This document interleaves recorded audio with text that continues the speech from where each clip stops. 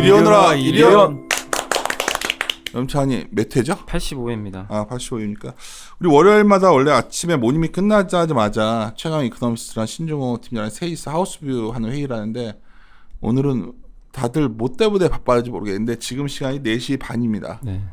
아닌데 아직도 신종호 팀장은 세미나 복귀가 안 돼가지고 사실 그래서 월요일날 올리고 싶어서 오늘 4시 반인데 한 30분 녹음해서 오늘 아마 올릴 것 같아요. 정오라도 0시에도. 네, 오늘 이렇게 된 이유를 보면 저도 오늘 전화도 받고 뭐 이게 일단 삼성전자에 대해서 금요일부터 이후에 콜드콜 나간 거에 대해서 사람들이 되게 고민하는 것 같고 일본 이슈도 이제 뭐 굉장히 해석의 시나리오가 너무 다양해져 가지고 사실 주간 매크로 투자 얘기 때도 우리가 얘기를 하겠지만 하여튼 좀 그런 부분들 감안해야 될 것 같아요. 근데 하여튼 우리가 85회인데 매주 월요일에 하던 거가 좀 이게 어떻게 보면 화요일에 0시에 올라가게 돼서 좀 죄송한데 저희가 오늘 일정 맞추기가 너무 힘들었어요. 그래서 지금 오후 4시 반이라도 잠깐 모여서 시작을 합니다. 네, 인사하고 시작하겠습니다. 윤쌤 윤조입니다. 이코노미스트 최광혁입니다. 퀀트 염동찬입니다. 네, 안녕하세요. 이리온 프로데클러 염승환 차장입니다. 저희가 이번에 이리온 클래스라고 예. 뭐 여기 이제 염동찬 연구원님도 나와 계시지만 올려드렸는데 사실 저 염동찬 연구원님 강의 보고 빵 터졌어요. 왜요? DDM을 동대문이라 그래가지고 누가 댓글도 달았더라고요. 근데 아무튼 이게 댓글 반응은 되게 괜찮은데 좀 생각보다 이렇게 뭐 구독자 수나 좀 조회수가 조금 기대보다 못 미친 것 같아서 기대는 크게 한 게 아니고 네. 오해 말고 딴 게 아니라 네. 그냥 우리가 이제 별건 아니지만 이제 IPTV에서 이걸 하게 돼서 네. 거기서는 약간 독점권을 요구하는데 네. 우리는 이제 유튜브랑 팟캐에 올려야 된다. 그래서 막 팟캐도 악착같이 우겨서 올리는 건데 팟캐에서는 우리가 이제 보통 이렇게 구독 네. 올리면 업로드가 있는데 업로드를 거의 안 하더라고요. 네. 그리고 이제 유튜브도 봤더니 오래간만에 봤더니 구독자도 전혀 안 늘고 그래서 이거 알았죠. 우리끼리만 자화자찬하고 살았구나. 근데 네. 고민이 하여튼 되네요. 이게 확실히 요번에 깨달은 게 우리가 좀 대중화를 해보려고 되게 노력을 하지만 서로 시선의 격차가 크구나. 그러니까 역시 교육도 이런 거 좋아하는 것 같아요. 뭐 이게 있잖아요. 뭐 이렇게 급등주 발굴법, 내지는 뭐 밸류 기법 무슨 뭐 아니면 뭐 종목 성장주 발굴에 뭐 최적의 뭐 아이디어 뭐 이런 건데 저희는 사실 준비하고 있는 게 업종 그런 내용들이나 예를 들어서 뭐 경제 지표, 뭐 순 이런 것들이어서 경제 지표를 이용한 급등주 발굴법은 어떤 건가요? 네, 죄송합니다. 처리하다. 그런 거 할까 우리도 제목 자극적으로. 근데 막 아예 뭐 말로만 그런 거고 그래도 해야죠. 근데 참 고민이에요. 매체를 다양하게 나가니까 IPTV도 오해들 마시는데 거기선 돈을 받지만 우리는 IPTV에서도 돈을 안 받습니다. 염차장 그거 알지? 네. 내가 이것 때문에 나날을 겪었어. 왜냐하면 네. 하여튼 돈을 받으면 어떤 걸 우려하는 거냐면 나 자신도 목표가 좀 바뀔 것 같고 회사에서도 뭔가 자꾸 요구를 할 것 같고 네. 그게 제일 커. 회사에서도 뭐 이제 막 이거를 뭐 저쪽 가면 서로 마케팅 부서랑 한번 엮이면 복잡해지니까 그냥 나는 그냥 뭐 아직은 내가 센터장이니까 그 가는 길이고 잘 되겠지 뭐. 최강 이코노미스트도 한번 교육 좀 해주지. 경제 지표죠. 그거요? 해보겠습니다. 나도 하나 하지 뭐. 오케이. 야, 근데 그건 그거고 오늘 장이 박살 났는데 코스닥은 뭐 코스닥 그러니까 우리가 농담처럼 저번에 한번 얘기했지만 내가 어디 라디오 가서도 얘기했는데 작년부터 해서 술자리만 가면 책 외치는 친구가 있었거든. 뭐 채권 전국 주식 지역 하고 술자리 때 하면서 채권 좀 기가 막힌 재수 없어 그런 말 하지 마 막 그래서 술 먹었었는데 얼마 전에 또 우리가 모임이 좀 있었어요. 술자리를 했는데 또 그걸 구호로 외치는 거야. 근데 라디오 때 라디오 몇 군데 저번 주에 나가서 그 얘기 계속했던 게 채권 천국인 것 같다는 거야. 또 금리가 내려가고 있다. 네. 그리고 주식 지옥은 뭐냐면 뭘 해도 이게 잘 안 된다 지금. 그래서 했는데 참고로 뭐 얼마나 그렇게 더 이어지겠는가. 작년 이맘때쯤에도 이렇게 맞아. 북미 정상회담 끝나고 나서 이렇게 시장 밀리더니 이번에도 좀 비슷하네요. 그래서 지식 끝나고 계속 지금. 참 이상할 정도로 좀 그래. 그리고 오늘 놀랐던 게 신종호 연구원이 그 아침에 발표를 할 때 음. 그 VVX 그러니까 변동성의 변동성. 빅스 지수의 변동성 지표가 이제 바닥권까지 내려왔다고 지금부터는 조금 이제 여기서는 빅스로 봤을 때는 매도 나올 수 있다라고선 얘기를 하길래 설마 당장 그러겠어 그랬는데 아침에 내가 지적을 했잖아. 네. 변동성 올라오면 여기 장 빠진다는 얘기인데, 그쵸. 장 빠진다는 얘기를 하던지 했는데 나도 이것 때문에 몇 군데 전화를 받았어요. 제가 오늘 이게 콜이 나가니까 변동성이 뭔 얘기냐? 그냥 변동성이 너무 낮았기 때문에 무조건 변동성이 틸 타임이 왔다 했는데 오늘 나온 거지 변동성이. 근데 이제 이걸 또 해석에 따라 달라지는 게 뭐냐면 변동성 팽창이 이제 몇 번 있었기 때문에 작년부터 이게 이번에 변동성 자체가 엄청 올라갈 것 같지는 않거든. 네, 그렇죠. 근데 일반적으로는 변동성이 올라가는 그러니까 빅스지수 변동성이 올라가는 구간에서는 일시적으로 단기 조정이 크게 나오긴 하거든요. 그게 오히려 타이밍이라고 생각을 3, 할 수도 4페이지 있는데. 내용인데 저희가 오늘 빅스 포지션 확대.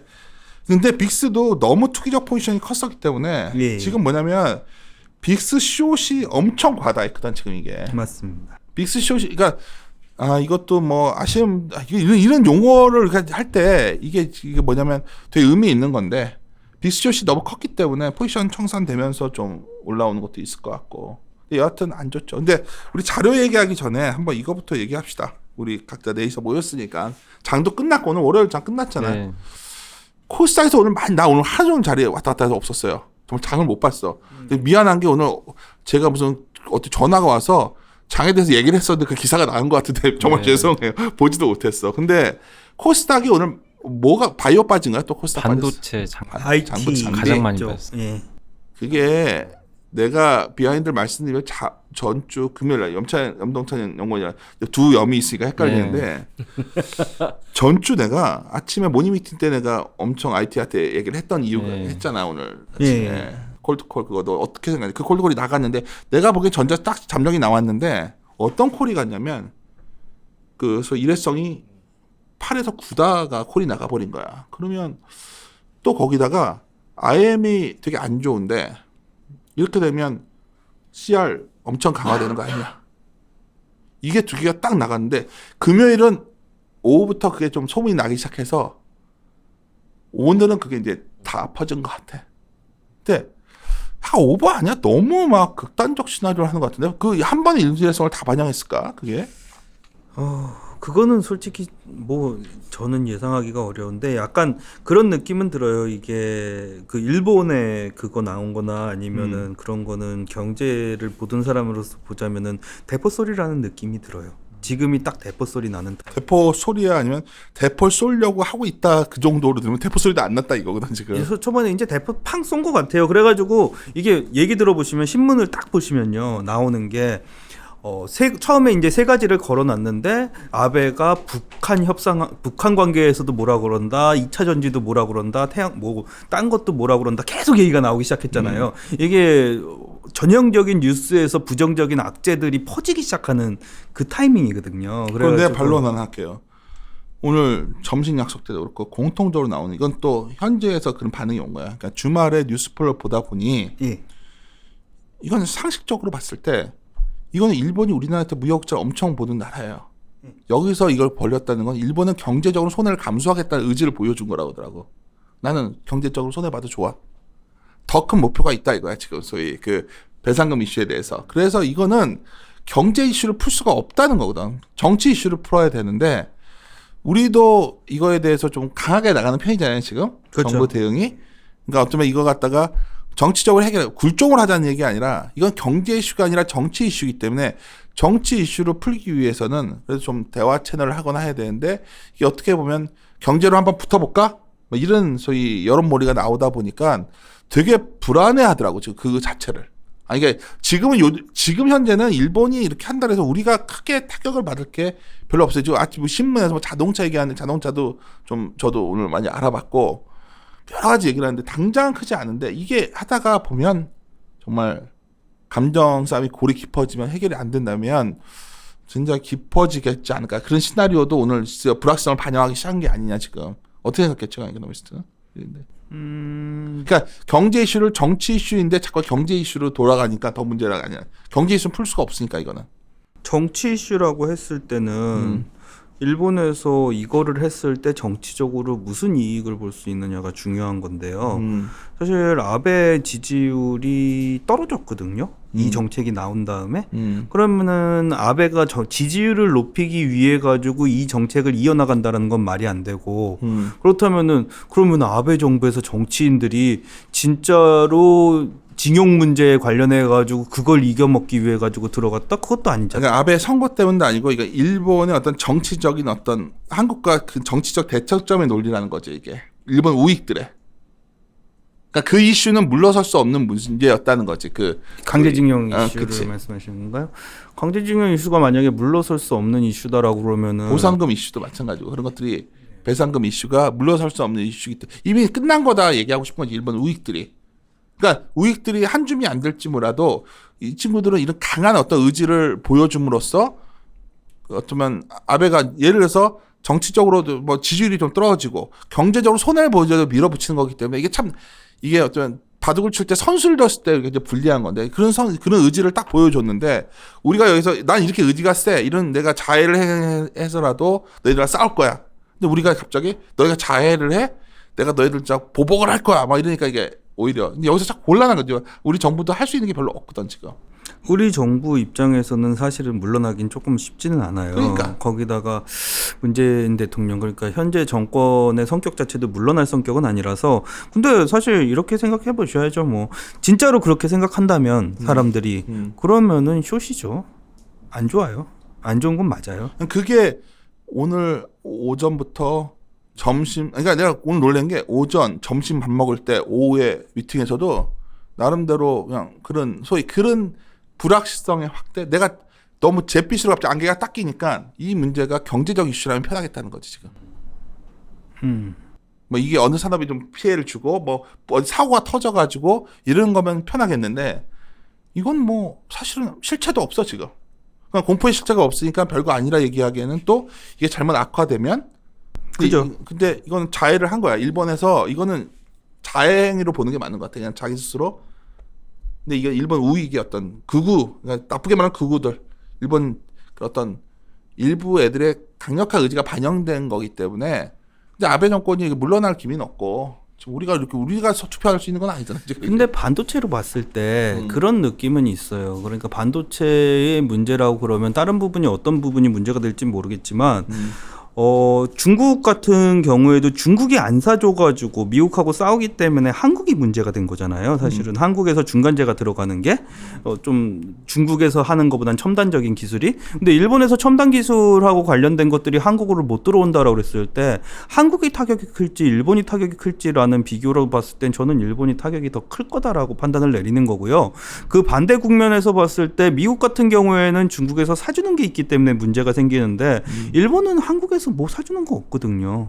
그러면은 한국의 입장에서 봤을 때 결론적으로 일본이 더 오래 끄느냐 한국이 더 오래 끄느냐 한국에도 부정적인 건 맞는데 손해를 훨씬 크게 시간이 지날수록 누적되는 거는 일본일 거라고. 맞아. 그러니까 일본 자해라는 거야. 그러면은 그거를 일본을 그 상황이면은 한국을 안 좋게 보는 건 맞지만 일본을 끌어내리고선 올라갈 수 있는 기회는 되죠. 그러니까 일본이 오히려 뭔가 이렇게 해서 한국에 피해를 주고 일본이 다치는 게 더 많은데 이렇게 한다는 거는 얘들의 의중이 경제가 아니라 어떤 다른 어떤 물러설 수 없는 물러서서 정치 명분을 분야가 걸었다는 거지 지금. 그러니까 이게 우리가 이제 그거에 대해서 약간 달래주는 이건 또 걱정되는데 약간 달래주는 스탠스를 언젠간 취해줘야 끝날 문제거나 아니면 미국이 나서서 해결을 해주거나 이러지 않으면 해결이 잘 안 될 것 같다는 거지. 죽자고 싸워봐도 될 것 같은데요. 이거는 저는 아니 그러니까 저는 다음 걸 해야 되는데 저는 이렇게 정권이나 이런 거를 떠나가지고 이 문제에 있어가지고서는 경제로 붙었을 때 한국이 손해 볼 것 같지 않아요. 그게 이제 다들 공통적으로 그거는 상식적으로 나와요. 아니 그러니까 그러면은 결국엔 일본이 잘못 건드려가지고서는 미안하다고 할 수도 있죠. 과정이지, 그렇죠. 고통스러우니까 내 말은 이거는 아주 극단적으로 하면 아베와 문재인 대통령님께서 해결할 문제인데 예, 이게 잘 안 보이니까 오늘 왜 빠졌냐 물어보길래 아베와 문재인 대통령이 언젠가 만나야 될 텐데 그게 언제인지 모르겠다는 거야. 극단적으로 말하면. 오늘 그 어느 한 분이 그러시더라고요. 이재용 부회장 갔잖아요. 네. 근데 그게 좀 반전의 계기가 될 수도 있지 않냐. 무슨 반전은. 전혀 아닌가요? 한 분이 그러시더라고요. 경제 이슈면은 가능한데 이게 정치 이슈라서. 삼성에서 의외로 밑에 중간재 애들을 다 자금 제한을 하면서 투자를 이빨에 넣어버릴 수는 있겠죠. 빨리 하자고. 소설은 고맙는데 여하튼 장 오늘 빠지고 저도 오늘 와 그냥 정말 진절머리 난다. 이제 날씨도 더운데 이런 분위기예요. 투자자분들도 정말 그럴 것 같은데 예. 뭐 이런 거 얘기를 좀 제가 전해드리는 거는 재미없으실 텐데 정말 저희가 매기하는 수준이 이렇게 대단하지 않다는 걸 보여드리려는 거예요. 앉아가지고 막 우리끼리 심각하게 얘기했는데 공부 생각하고 내가 표현을 잘 못하는데 나름 여러 가지 그 주말 내내 고민들을 하다가 오늘 아침부터 찝찝한데 줄여야겠다라는 거 지금 내가 지금 이게 그러다 보니까 금요일 날 왔던 콜드 의미 있게 들리니까 이렇게 해야 되면 반도체가 이런 거 아니야? 야 IM 이렇게 안 좋은데 반도체 그러면 IM 부품주를 마진을 많이 주겠어? 부품주 줄여야겠다. 또 이제 이렇게 되면은 또 뭐 어떻게 되지 않을까? 줄여야겠다. 막 이런 상황이 된 것 같아 지금. 그래서 이거를 어떻게 진정시킬 거냐. 뭐 어느 날 우리가 무역 보복 이런 거보다는 무역 보복도 물론 우리가 감정을 할 게 있지만 사실 자기네가 다쳐도 가만히 있게 그런 의지를 보여준 거거든 이번에. 근데 이거는 판단 맞는 것 같아요. 상당히 의미 있게 몇 분이 얘기를 해가지고 많이 그런 좀 읽어내는 시각은 공감대가 형성되는 것 같아서 그 부분이 좀 고민이에요. 그건 그렇고 아까 변동성은 사실 재밌는 그림이죠. 3, 이거 누가 설명을 할까 아니면 넘어갈까 그냥. 뭐 사실 변동성이 바닥이기 때문에 변동성 지표가 올라가면서 조정이 나올 수 있다라는 부분이 거의 이제 이런 거예요. 아까 아침에 좋은 표현을 신용호 팀장이 없으니까 대신하면 변동성이 2018년 초에도 한번 크게 있었고 작년 한 10월인가 9월에도 한번 크게 있었는데 공을 한번 이렇게 푹 떨어뜨리면 공이 한번 크게 점프했다가 땅 하면 진정되는 변동성이 여러 번 튀겨져. 그런 변동성이 보통 과거 이 데이터 여기 보시면 그런 성향이 되게 강합니다. 특히 금융위기 이후에는 굉장히 변동성이 한번 푹 나오면 좀 이따 또 한 번 나왔다가 이렇게 한번 스파이크처럼 나오는 게 좀 줄었어요. 특히 2016년서부터 계속 그게 반복되고 있어서 변동성이 엄청 팽창 크게 나올 것 같지는 않다. 지수 측면에서는 고민스러운데 2050을 적어놔서 이게 당장 내일 깨질 것 같은 불안감이 있는데 주간으로. 예. 약간 애매한 부분이 있네요. 상해 지수는 또 왜 이렇게 많이 빠졌는지. 상해도? 일본 문제면은 상해 지수가 그렇게까지 빠질 리가 있나? 2.6%? 좀 토요일 날 그러니까 한국 시간으로 토요일 날 그 미국에서 고용 지표가 좀 생각보다 잘 나온 것도 영향이 있었던 것 같습니다. 일단은 고용지표 이거 ADP입니다. ADP인데 경제 지표에서 잘 나왔어요. 제조업 PMI도 예상치보다는 소폭 상회하는 모습 보여서 바닥 찍고선 조금 올라갔고 0.1%라도 올라갔거든요. 그다음에 ISM 제조업 지수가 진짜 오랜만에 예상치 상회했어요. 그래서 이 하락하긴 했는데 예상치는 상회했거든요. 그렇게 되니까는 전체적인 반응 자체가 많은 분들이 그런 얘기 하시는 거예요. 이제 경제가 좋아졌으니까는 이거 올라가는 거 아니야. 근데 그거는 생각을 하셔야 돼요. 두 가지 모두가 좋아져야 되는 거예요. 그러니까 FOMC에서 완화적인 통화 정책을 안 한다라고 얘기를 하려면은 결국에는 미래에 대한 경제 지표가 무조건 좋다라는 개념이 성립이 돼야 되고, 그러려면은 중미 무역 분쟁이나 그 다음에 이런 지표들이 전부 다 꽤나 좋은 모습을 보여줘야지 그 통화 스탠스가 움직인다는 거지. 이거를 가지고서는 이제는 뭐 FOMC가 통화 스탠스가 다시 긴축으로 간다라고 얘기하는 거는 솔직히 좀 그건 말도 안 되는 소리인 것 같아요. 그래서 문제가 되는 거는 미국의 성장성에, 그러니까 미래 성장성이 지금 많이 죽어 있는 상황이기 때문에 그거를 어떻게 살려내느냐라는 문제였었고, 그러기 위해서 완화적으로 간다라는 부분이기 때문에 이 한두 번 실업률 나오는 거 이런 거하고 비교하시긴 좀 어렵고요. 지난번에 고용하고 관련해서 말씀드렸는데 실업률이 소폭 반등했어요. 오히려 근데 미국 지표가 잘 나온 건 맞는데, 그렇다고요 9일 날 파웰이 연준 의장이 결국 공개 연설을 하잖아요. 근데 이거 뭐 얘기를 많이 하면서 이제 요즘 이거야. 50pp 이하는 사실 가능성 되게 낮잖아요. 그건 처음부터 더 낮아졌죠. 더 나아요. 아니 그건 너무 당연한 거고. 그 연준장 현재 그 FOMC에서 그 금리 선물 보면 거의 100% 인하잖아요. 25pp 인하는 할 거예요. 근데 그거에 대해서도 또 갑자기 금리 인하가 없을 것이다 막 이런 말까지 나오는데. 그래서 빠졌다 또 어떤 사람들은 그 얘기를 하는데. 아니 근데 금리 인하가 무슨 실업률 0.1% 내려갔으니까 금리 인하 없고 실업률 0.1% 올라 그게 말이 안 되는 소리죠. 뭐 모르죠. 뭐 저희가 연준 의원은 아닌데 중요한 거는 결국은 그 뭐 하여튼 계속해서 미국의 행정부는 계속해서 연준을 압박하잖아요. 뭐 발언으로서 야너 뭐 요즘 연준 의원들 새로 들어온 사람들도 누구죠? 그 되게 더비시한 사람들 아닌가? 더비시한 사람들로 넣었어요. 예. 제가 이름을 잘 기억을 못 하겠네요. 지금. 그리고 지금 미국의 코어 CPI나 이런 것들 보면은 뭐 지금 못할 이유가 전혀 없어. 지금 내가 봤을 때는. 그렇죠. 아닌가? 예. 지금 2%고 근원 PC로 보면은 원래 근원 PC를 많이 보는데 1.5%에서 뭐 한 1.8% 그 PC는 1.5% 근원 PC는 1.8% 수준이니까 뭐 지금 상황에서는 인플레이션 걱정해가지고 못 들어간다라는 것도 아니고 거기다가 경제가 엄청 세질 것 같아가지고 안 들어간다라는 것도 아니라면은 여기서 스탠스 변화 사실 크게 보시지 말라라고 말씀을 드리고 있는 거고요. 유로존 같은 경우에는 쏘쏘했어요. 그냥 뭐 나빠지는 것도 아니고 원래 기대했던 만큼 움직인 거다라고선 판단을 내리고 있는데 조금 중국이 이게 제조업 PMI가 그래도 그러니까. 50.00에서 버텨주지 않을까 했었는데 49로 뚫고 내려가 버렸더라고요. 50 그래서 깨져버리니까. 예, 중국 그래서 수출이 또 완전히 수익 같은 게 확 깨지니까. 예, 그래서 중국 쪽이 조금 오히려 우려되는 모습이지 미국이나 유로존 쪽이 우려되진 않는다라고 우리가 보고. 10페이지 그림 보고 항상 반복돼 보여드리는데 야 우리나라 수출입이랑 실업률이랑 뭐 물가랑 보고 있으면 정말 깝깝하네요. 깝깝해. 이게 지금 뭐 조심스러울 때 이게 약간 미국 지표 보고 있으면 그래도 미국 지표가 저렇게 주가 올라간 이유가 있어요. 괜찮은데 우리 펀드가 너무 안 좋아 지금. 그러니까 지금 이게 요번에 그리고 그 존나찬 연구원이 그날 발표를 했지만 정책을 내놓고 뭔가 전향적으로 나오려고 하는데 뭔가 이렇게 화끈하게를 안 하는 느낌 있잖아 지금. 왜 그런 것 같아 지금?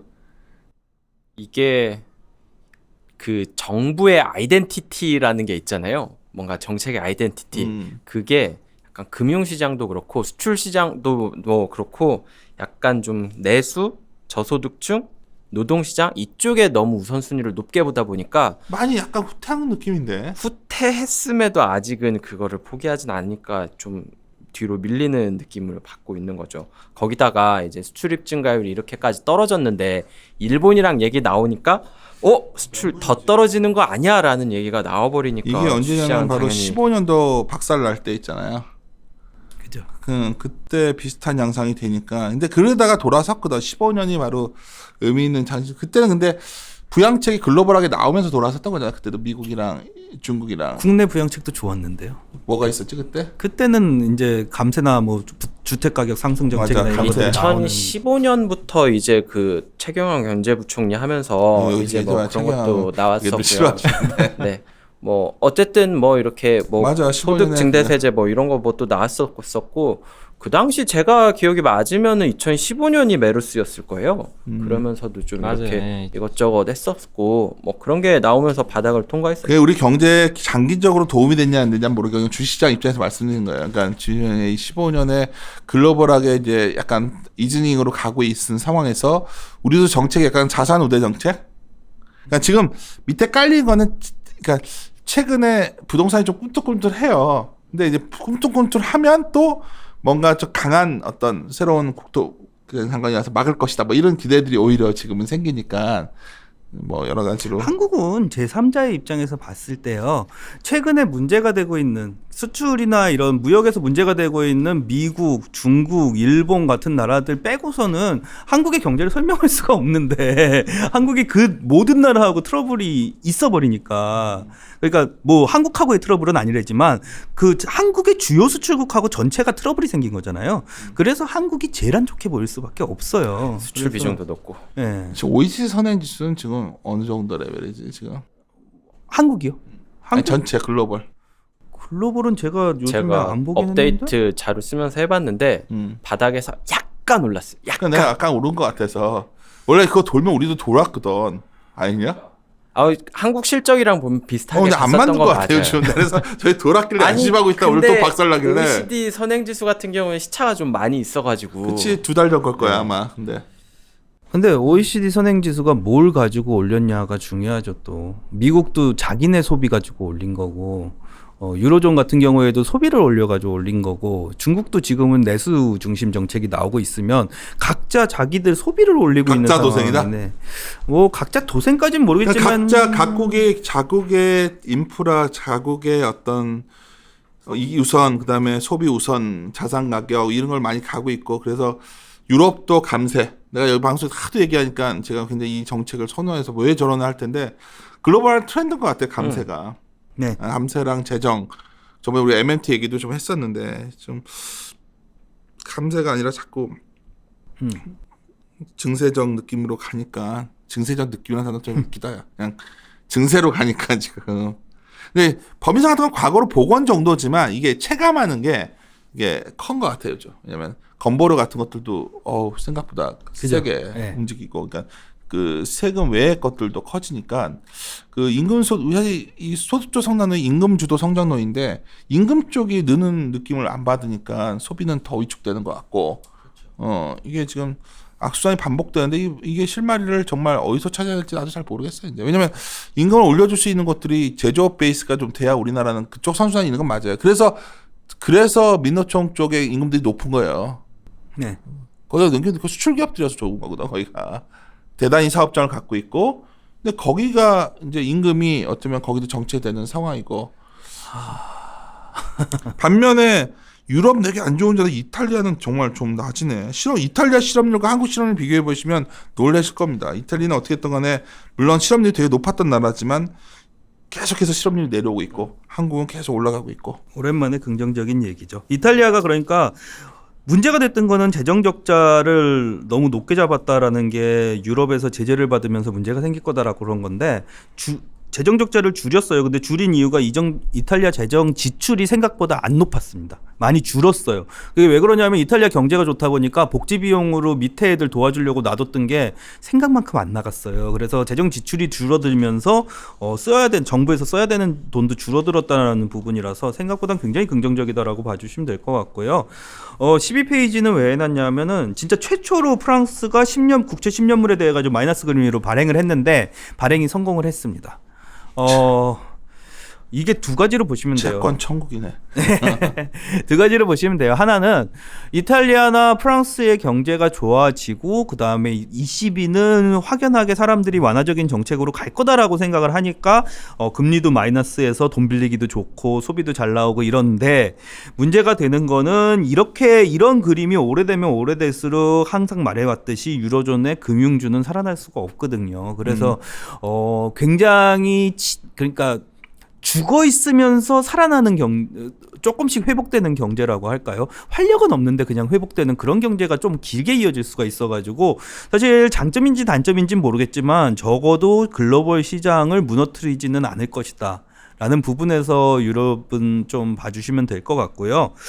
13페이지는 왜 넣냐면은 이게 요즘에 얘기가 나오기 시작했어요. 12페이지도 좀 하고 싶은 얘기가 결국 독일이 유로존의 어떤 통화 정책을 이끌어오는 시대는 정말 종언을 가고 있는 것 같아. 독일이 재정 정책도 그렇고 통화 정책도 그렇고 독일이 대장이라기보단 지금은 마크롱을 대장으로 보셔야 될 것 같아요. 프랑스를 대장으로 보셔야 될 것 같고요. 프랑스가 원하던 바를 많이 이뤄냈습니다. 그래서 그러니까. 프랑스는 근데 친기업 정책에다가 성장 중심 정책이라서 생각보다 나쁘지 않을 것 같다라는 말씀을 라가르도가 드려요. 되면은 어떻게 보면은 뭐 드라기나 마가도나 어떻게 보면 더비시한 성향들이니까 동일하게 갈 거예요. 아마 동일할 정책은 것 동일하게 같아. 갈 변화 거예요. 없을 것 같아. 독일가 바이트만이 됐다면 좀 복잡해. 어휴, 큰일 났죠. 큰일 날 뻔했다. 유로존의 붕괴 개박살 날 뻔했는데. 그러니까 라가르드에 대한 해석이 여러 가지가 나오더라도 어쨌든 바이트만보단 낫지 않느냐라는 그렇지. 얘기만 나오면 다들 인정. 그래서 이게 완화적으로 넘어가 버리는 것 같아요. 바이트만 됐으면 아마 내 생각에는 이제는 정상화로 돼야 된다. 이렇게 네, 되는 그렇죠. 순간 유로존 어디서 하나 또 재정이 하나 터지고 뭐 이럴 상황이었는데. 요즘에 근데 이런 상황에서 어떻게 달러를 강하게 만들어? 요즘에 이 얘기가 자꾸 나와요. 어떻게 유로존이 이러면 유로원은 강할 수가 없잖아. 이게 독일의 이게 원래 미국 재무부에서 하는 ESF라고 그래가지고 Exchange Stabilization Fund라는 게 있어요. 그러니까 환율 안정 펀드라는 게 존재하는데 그 환율 안정 펀드를 뉴욕 연준에서 위임받아가지고 운영을 합니다.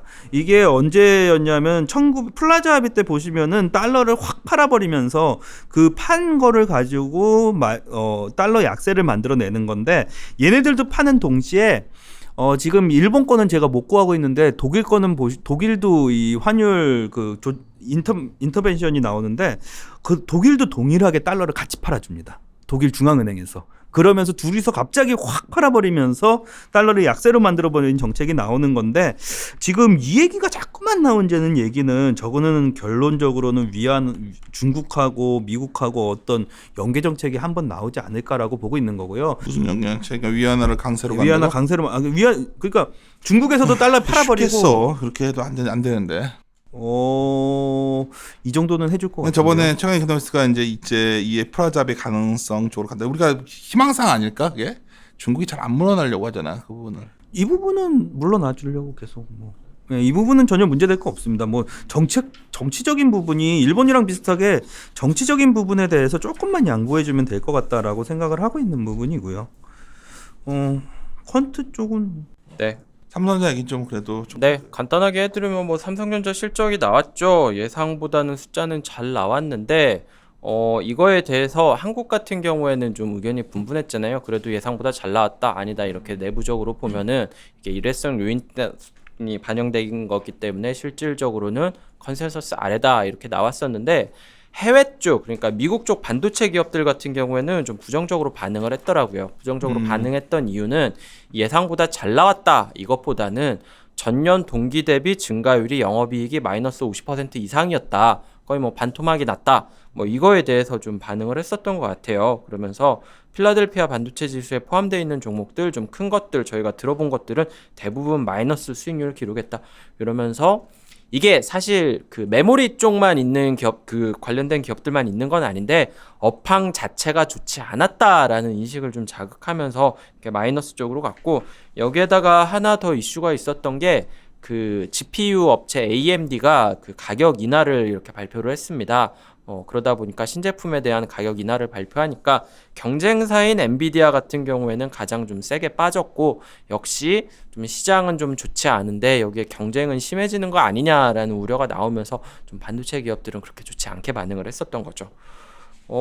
삼성전자 이슈에 대해서는 디테일하게 봐야 되긴 하겠지만 7월 말이 돼가지고 뭐 이렇게 30일을 가야 알 수 있는 거 아니야? 수치는 정확하게 그때 돼야 아는 거죠. 일회성이 얼마나 반영됐는지 이거는 좀 그때 돼야 알겠지만 지금 눈으로 보이는 확실한 사실 같은 경우에는 좀 업황 우려, 수요 우려 이것 때문에 영업이익이 떨어졌다. 이거에 대해서 좀 미국 시장에 더 크게 반응하고 있는 것 같습니다. 근데 방향성으로 보면은 삼성전자 그래도 3분기에 좀 더 개선되는 쪽 아닌가요? 맞아요. 3분기, 4분기는 좀 더 나아질 거다라는 건데 그러니까 연말까지도 안 된다 보는 사람들이 그렇게 오늘 시각에 그걸 시기에 보는 거예요. 나오니까. 내년 초까지도 한 1분기까지 헤매는 거 아니냐. 그러니까 이제 원래는 3, 4분기에 돈다는 시나리오가 약간 컨선 같았다가 만약에 그 일회성이고 최근에 방금 전에 말했던 것처럼 디맨드 쪽이 안 나오는 것 같고 하면은 힘든 거 아니냐 뭐 이런 논리들이 갑자기 훅 들어왔지 지금. 뭐 마이크론이 이렇게 실적 발표 6월 말에 할 때 얘기로는 뭐 괜찮게 얘기했는데 그렇게까지 뭐 국내에서도 잘 반응하지는 못했었던 것 같아요. 사실 어닝 모멘텀으로도 보기도 만만치 않아. 오늘 중국이 많이 빠졌냐? 2.6% 아까 와 보니까. 2.6%야? 예, 한국보다 더 빠져가지고선요. 아 진짜 어렵네. 진짜 이거 개인 투자자들도 기관 투자도 돌아보려고 하는데 이거 종목에 따라서는 지수가 이 정도 흔들려 버리면 종목은 박살나거든. 네. 거기다가 좀 오늘 빠진 거 보니까 외국인들이 선물을 좀 심하게 팔고 있던데, 그러면은 좀 안정적일 줄 알고 대형주 들어갔다가 좀 크게 데이시는 분들도 많았을 거라는 얘기고 좀 많이 힘든 시장인 건 맞죠. 그래요. 근데 이런 거 모든 걸 저희가 내일 이제 또 이게 중요한데 파웰이 뭔가 어떤 문장이 들어가야 좀 시장이 안심을 할까.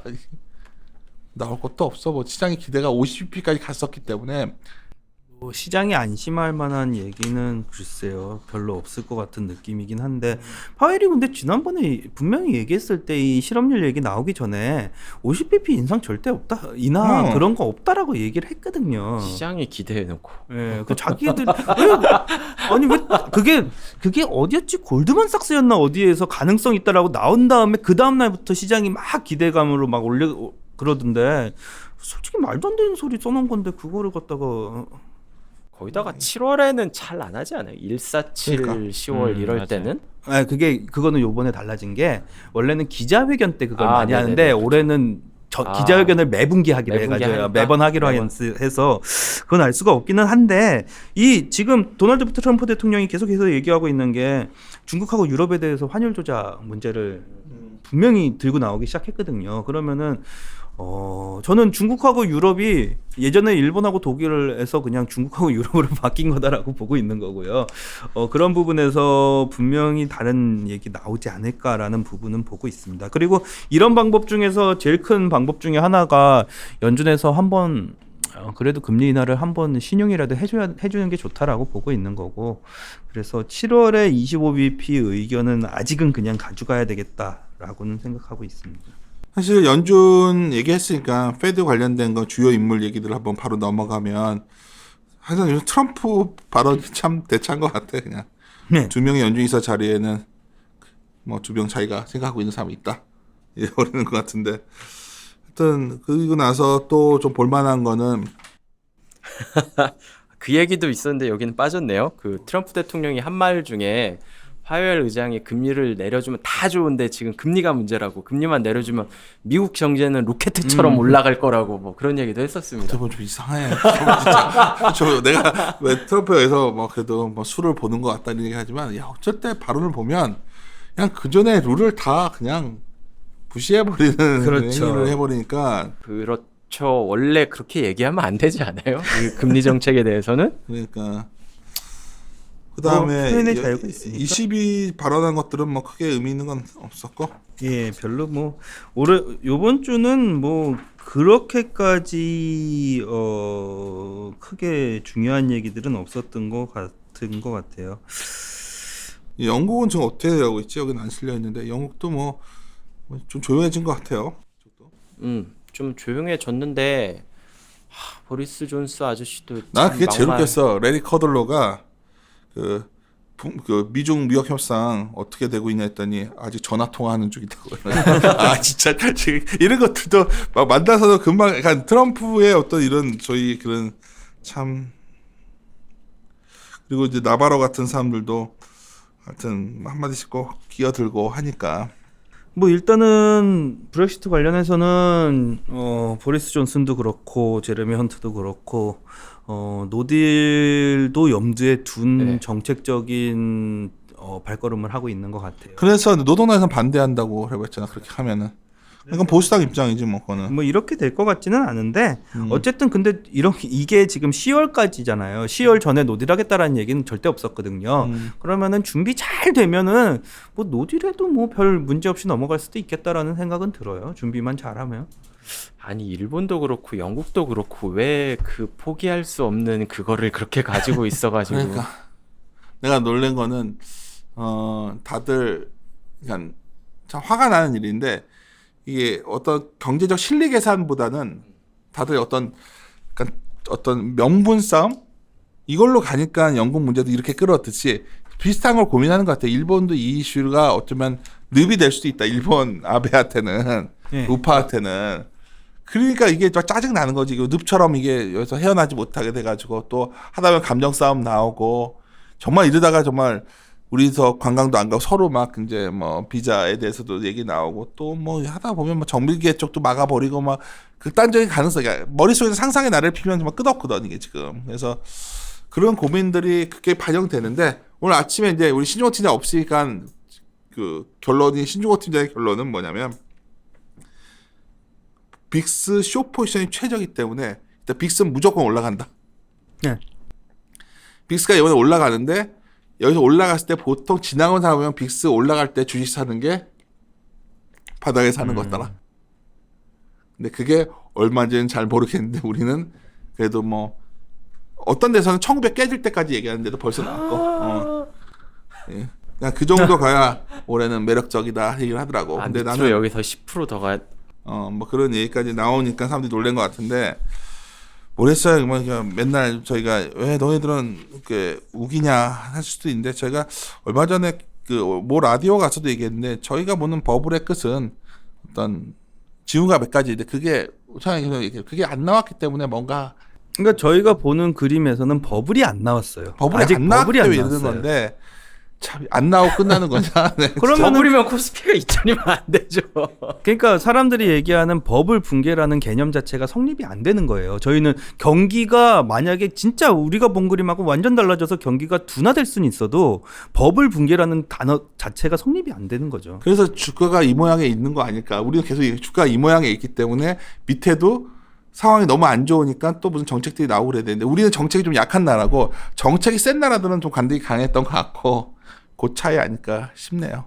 그러니까 그 아까도 개인 투자분들이 그 얘기 하시더라고. 왜 이렇게 한국은 여기저기 다 휘둘리는지 모르겠다고. 정말 이게 그러니까 미중 무역 분쟁도 우리나라가 제일 많이 빠지고 저 재밌는 표현 들었었던 게 전 세계 모든 고민을 짊어지고 있는 게 코스피라고.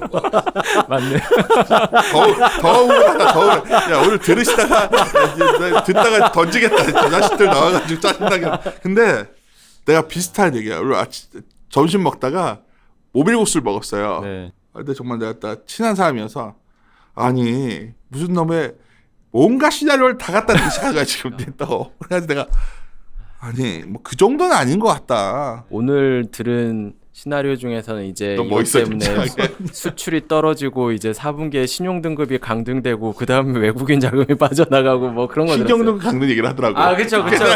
내가 그런 얘기가 왜 돌았나 강등이 봐요. 되냐? 그런 얘기가 돈을 워낙 약세로 가고 하니까 외국인들 뭐 1조씩 팔고 선물 시장에서 그런 얘기가 그게 나왔나 컸어. 봐요. 외국인이 네. 갑자기 확 던지니까 내 생각에는 변동성 그것도 매매 들어온 것 같아. 이게 개인 투자자분들이 많이 들으시죠? 네. 야 나참 시간연구원 개인 투자자들도 많이 드는 것 같은데 주로 증권업계 종사자가 많이 드는 것 같아. 내가 그러니까 주로 개인 투자자가 아니라 증권사 직원분들이랑 뭐 브로커분들 많이 듣고 매니저들도 의외로 많이 듣고 아니, 이런 거야. 가면은 잘 들었다고 하고 얘기하는 경우 많지 않냐? 네, 꽤 있어요. 아 근데 개인적인 견해로는 지금 한국 주식을 산다라는 게 저는 이해가 안 돼요. 사지 마시고 그냥 버크셔 해서웨이 사세요. 정말 너 왜 그래? 그거 계속 사시면 결국 부자 돼 있으십니다. 왜 한국 주식은 안 돼? 그건 아니잖아. 한국 주식이 안 되진 너가 않죠. 분명히 여름 되면은 사야 된다고 했었어. 너. 그러니까 지금 살 타이밍인데 뭐 말이 달라. 이거 지속해다. 분명히 네가 여름 되면 사야 된다고. 저는 오늘 아침에 제 주간 환율 밴드가 깨졌습니다. 한이 얼마였지? 전 1182까지 올라갔는데 제가 1180 잡아놨거든요, 상단은. 야 환도. 아니, 하루에 환이 1% 난 요새 오르면은. 환이 희한한 게 좀 희한하지 요즘. 아니, 사람들이 보고 있는 그림이 한국에 대해서 한국의 경제 펀더멘털에 대해서 진짜 못 믿는 거예요, 이거는. 아니 그러니까 내가 아까 너도 신용등 강대 얘기 듣고 너도 들었구나. 내가 뭔 소리 하냐 내가 그랬는데. 아유, 너무 멀리 가셨다. 너무들 멀리 가더라고 지금 벌써. 왜 그런지 모르겠어 분위기가 막. 근데 많이 지쳐서 그런 것 같아요. 아 이건 정말 뭔가 있다. 한국이. 아까 염동철 연구원 얘기가 제일 맞는 것 같아요. 너무 많아요. 너무 이슈가 많고 너무 안 좋은 얘기가 많으니까 이거를 전세에 고민을 안. 진짜 웃지 마라 지금 다들. 아이고. 아유 걱정이. 거기다가 이제 또 컸던 게 우리가 늘어지네요. 이해해 주십시오. 바이오들이 또 왜 이렇게 많아? 난 그래서 정말 심각하더라고. 우리가 사실 에너지 쪽은 바이오를 강하게 안 하잖아요. 근데 뭐 심각하더라고 시작 쪽도. 거기다 이제 그 소위 IT 관련 중소형주들이 확 무너지니까 금요일부터 너무 무너지니까 정말 답답하네. 알겠습니다. 뭐 고민을 함께 나누자 했는데 고민을 나눈 게 아니라 그냥 일방적 넋두리처럼 되는데 저희가 더 정신 바짝 차리고 찾아봐야지 뭐. 근데 분명히 말할 수 있는 거는 PER은 비싸졌어요. 근데 내 이런 구매를 많이 봤어요. 내가 자신 있게 뭐 나도 그 일용 클래스 때 그때 녹음하려고 그 강의자를 만들어 놓은 걸 보면 우리가 주식이 턴어라운드식 변할 때 특징 중에 가장 큰 특징이 뭐냐면 주가가 빠져서 PER이 올라올 때가 또 의외로 배당 수익률이 동시에 올라와주고 그때는 길게 보면은 사실 그때 주식 사는 게 맞는데 꼭 그때 너무 힘들어. 사고서 괴로워. 그러니까 내가 그 시기에 더 내려갈 것 같아. 바로 안 가고 막. 거기서 더 빠져 보통. 근데 사실 그때 주식을 사면 되게 좋은 시기인데 지금 그런 조건들은 여러 가지를 무르익었어요. 왜냐면 PER이 11배가 넘어갔고 주가가 빠져가지고 EPS가 빠져가지고 그리고 또 하나는 근데 이게 보통 내려다가 수직으로 계속 부도가 나지 부도는 안 날 것 같거든. 그리고 나서 주가 빠지면 배당 수익률 엄청 올라와 있고 그리고 나면 나중 되면은 배당 수익률도 확보되고 이익에 대해서도 좀 되는데 이 얘기를 내가 오늘 한 몇 군데 했더니 다들 하는 말이 문제는 잎에서 계속 빠질 거라는 거야. 그러니까 내가 그렇게 요즘 생각을 하더라고. 잎에서 계속 묻어질 거다. 더. 아닐 것 같아. 근데 내가 봐도 삼성전자가 네. 분기로 정말 누구 말대로 일회성이 8천억, 9천억 나와서 5조, 네. 7천억 나왔다 치자고. 이 정도면 진짜 다 깐 거 아니냐? 모르겠다. 아니 뭐 저희 그 유진 차장님도 얘기하셨던 게 이랬거나 저랬거나 예상보다 잘 나왔잖아요. 그 얘기가 딱 욕먹어 지금. 바닥에서 나오는 신호들 아닐까라는 생각이 좀 들기는 하네요. 잘 나와도 믿지 못하는 상황. 제가 주위 사람들 보면 걱정되는 건 그거예요. 뭐 지금부터 사야 된다라고 얘기하지만 지금까지 계속 물려 있는데 살 돈이 그쵸? 어딨냐. 그게 문제죠. 그게. 제일 큰 문제죠. 그래서 어쨌든 경제 자체로는 글로벌 경제로는 무너질 건 없습니다. 그건 확실한 것 같아요. 알겠습니다. 마무리 짓도록 하죠. 예. 이리 오너라, 이리 오.